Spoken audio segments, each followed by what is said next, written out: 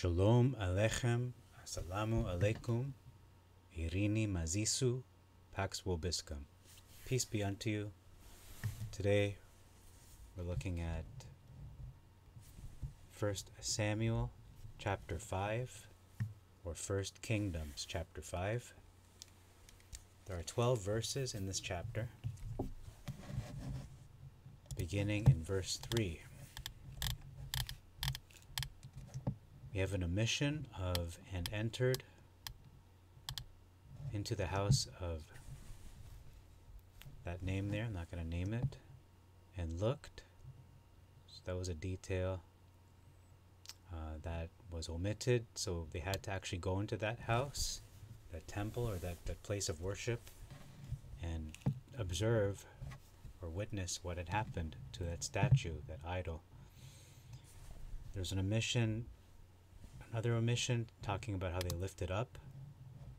D, they lifted him up. And another omission, a significant difference as well. It says, "And the hand of Adonai," or Yah, "was very heavy," or I should say was heavy, "upon the Azotians. And he plagued them, and he smote them in their secret parts, Ashdod and her coasts," or Azotus, so the Ashdodians. They were plagued. That is a very important detail that was omitted from the narrative. Verse 4, another omission. There's a lot of omissions in this chapter. It's only 12 verses. "And both the wrists of his hands had fallen on the floor of the porch. Only the stump was left."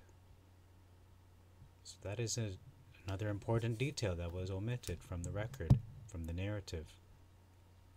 Verse 5, yet another omission, a significant omission as well. It says here, if you look at the context of what had happened, look in the previous verses. It says here, "They do not tread upon the threshold." So notice it was cut off. The palms of his hands were cut off. Where? Not just anywhere. It says in the Masoretic, "upon the threshold." Here it says "before the threshold." So in any case, it seems to be either on or before it, but it's significant enough that in verse 5, there's a custom that developed as a result of these events, saying that the priests do not tread upon the threshold. They don't step on it. Until this day, they step over it. They step over the threshold because they associate the threshold with what had happened with their false Elohim. It starts with a D. Verse 6, "brought evil upon them" versus "destroyed them." So no, they were not destroyed, but evil was upon them in terms of what had happened with the mice. And we're going to read about that just right here. It says mice sprang up versus emeralds. So mice sprang up, that was omitted as well.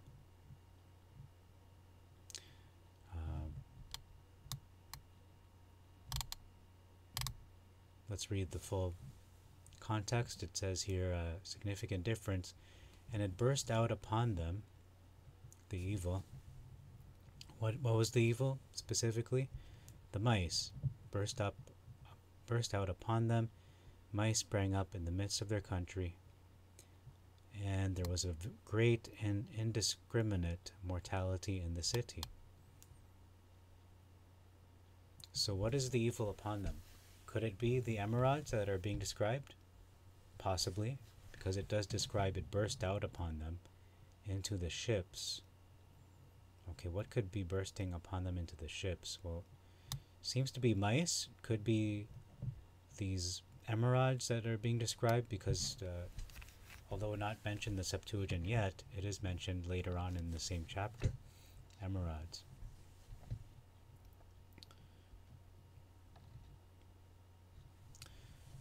So that's only verse 6. So notice indiscriminate mortality. So it's just there was no discriminating in terms of who was dying in that country. Verse 7, the Gittites were mentioned here. Actually, that would be verse 8, not verse 7. Then in verse 9, it says confusion versus destruction. Very great confusion. In the Septuagint, not a destruction. They weren't destroyed. They were confused. They were confounded. What is going on here? Why are we being plagued? How is this happening? It says that they were smote in their secret parts in both translations. What is their secret parts? It seems to be their private areas. Their genitals, perhaps. That's what it seems to be implying, anyhow. If we look at the footnote here, secret parts, primitive root, to break out. Okay, it doesn't really... Their breakout, okay. And we can see Ophel, Tekor. You know what? Might as well look those up. What are emerods in Hebrew anyway? And then it says the Gittites made to themselves images of emerods. So that is, we don't notice that in the Masoretic. They didn't make images. They had emerods in their secret parts. There is no mention of making images. So Ophel means hill, mount, fort, tumor, hemorrhoid. So it seems to be boils, a tumor, burning tumors. Okay, so in any case, it seems to be a skin condition in their secret parts, like some sort of herpes, perhaps. And they made to themselves images of these herpes, of these boils, of these tumors. So there was not only mice, but tumors as well. There were two specific afflictions that they were plagued with in this chapter. Verse 10 we're going to ignore, although there is a question being asked here, a significant difference. It says here, why have you brought back the ark of the Elohim of Israel? This is the Ascalon, men of Ascalon. Why have you brought back the ark of the Elohim of Israel to us? To kill us and our people. So they are asking a question to the ones bringing it to them, the Gittites. In the Masoretic, they're not asking a question. It's a simple statement of fact. They're saying that they have brought about the ark of the Elohim of Israel to us to slay us and our people. They're doing this to us. But here we can see, why are you doing this? Why are you bringing the ark to us? You want to kill us? I mean, it's somewhat of a rhetorical question, but they're trying to find the reasoning behind their actions. And that is only reasonable to ask, considering what has happened to them, and that the fame or the infamy of what had happened to them most likely spread to them, no pun intended. Verses 11 to 12. It says a great confusion, that's a continuous difference, versus a deadly destruction. And then it says, when the ark of the Elohim of Israel entered there, okay, versus the hand of Elohim was very heavy there. Okay, so we can see a difference there. There was deadly destruction in Masoretic. The hand of Elohim was very heavy there. Okay, so that we can see two different expressions. One is saying his hand was heavy there because the was heavy upon the Philistines.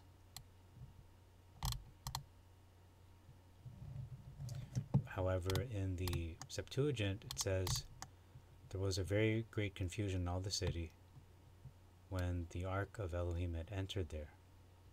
So the confusion was as a result of the ark entering there. So they were also, so Ascalon, I'm not sure if it's talking about Ascalon or Philistines. Okay, yeah, it is the Philistines, the ones who the ark is being received to.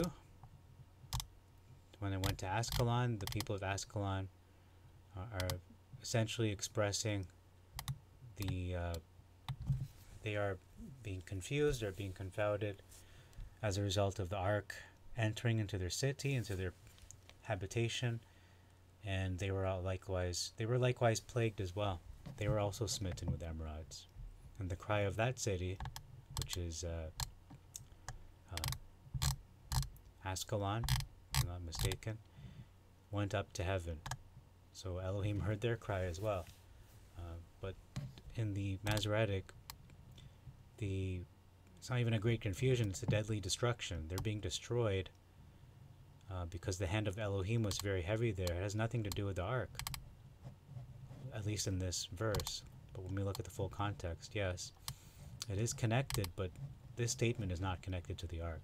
Whereas we can see the clear connection in the Septuagint. It is associating not a destruction, but a confusion, a confounding in all the city because of the ark entering there, and then we can see the ramifications of that, and the cry of the city went up to heaven. So that's all for this chapter. It's a short chapter, but thank you very much for your time. Till next time, we'll look at chapter 6 of 1 Samuel, 1 Kingdoms. And until then, I bid you all Shalom Aleichem, Assalamu Alaikum, Eirini Mazisu, Pax Vobiscum, and peace be unto you. Maranatha.